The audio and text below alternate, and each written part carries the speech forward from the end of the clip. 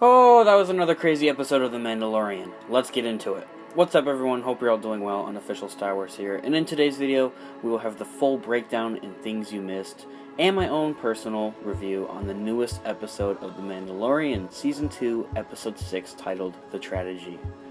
This video does contain spoilers to The Mandalorian, so click off now.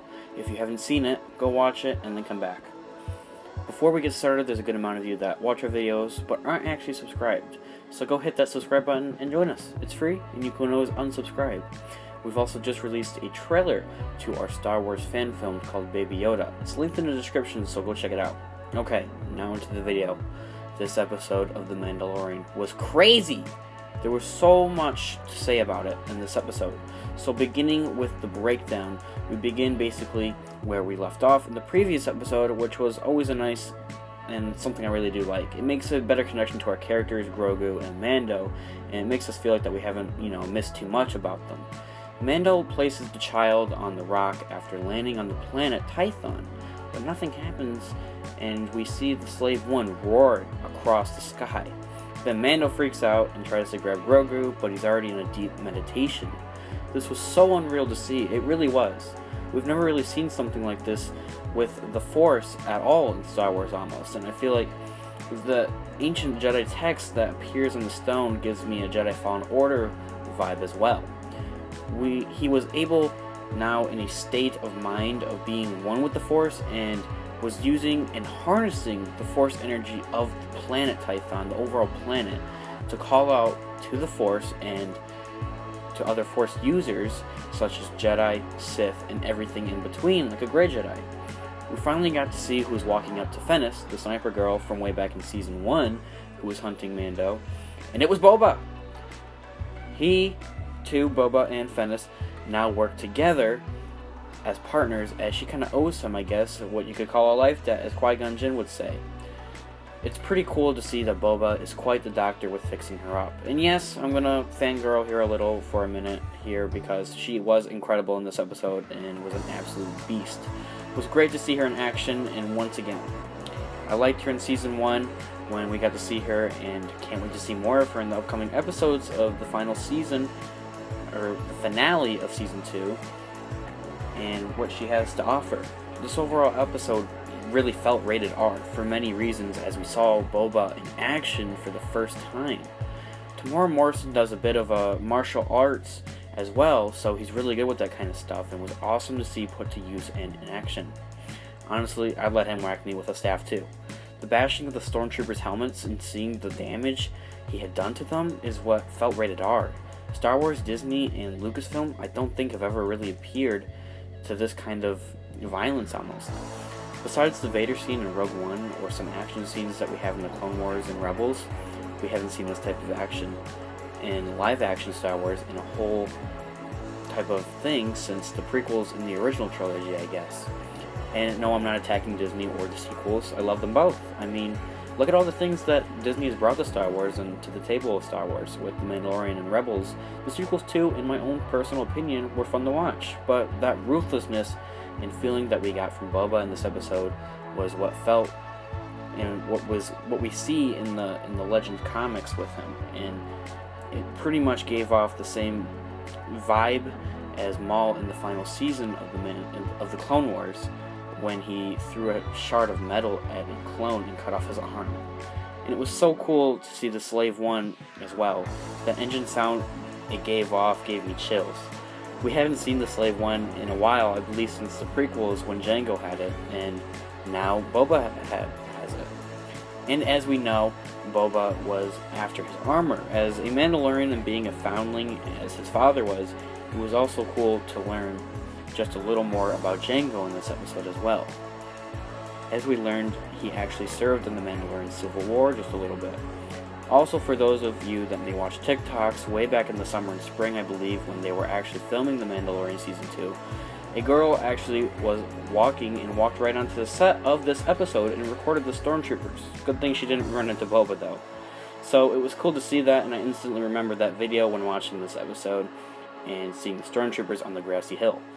Also, it was cool to see Boba and say, "I'm just a simple man trying to make his way in the universe," the same line his father says back in Attack of the Clones to Obi-Wan.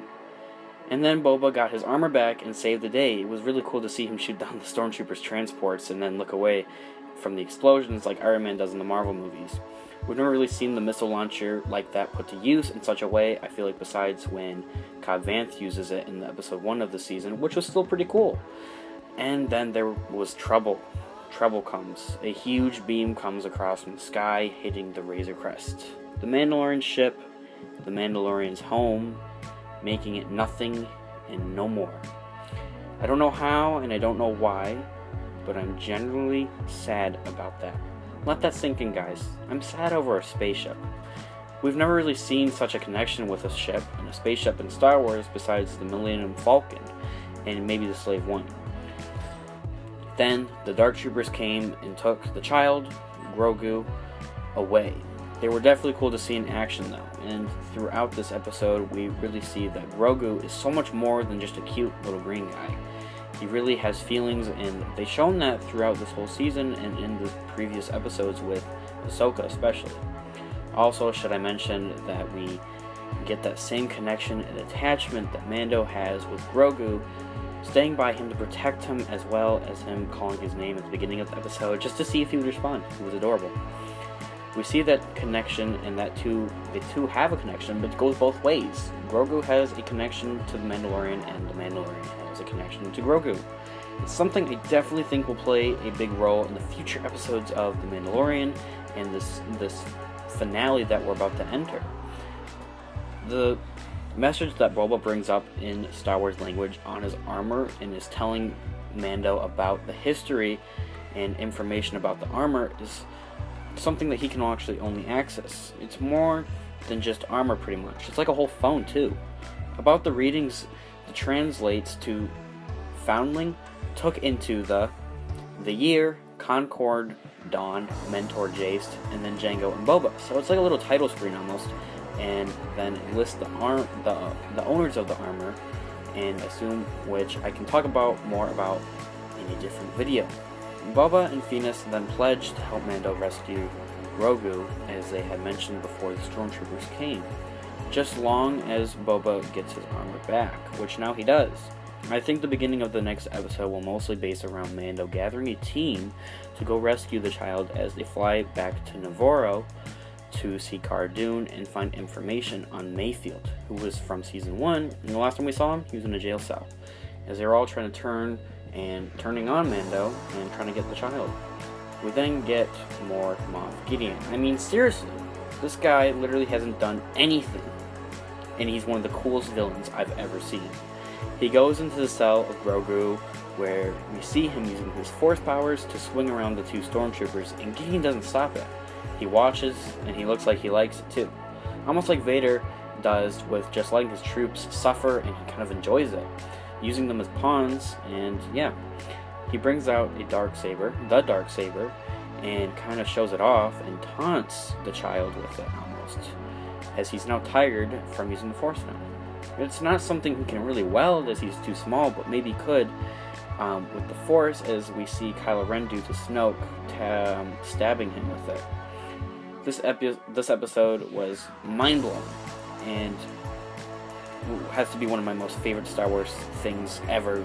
Episode, movies, all of it. I just loved it. It was truly amazing. Which is why I rate this episode a solid 10 out of 10. 100 out of 100. It was just awesome.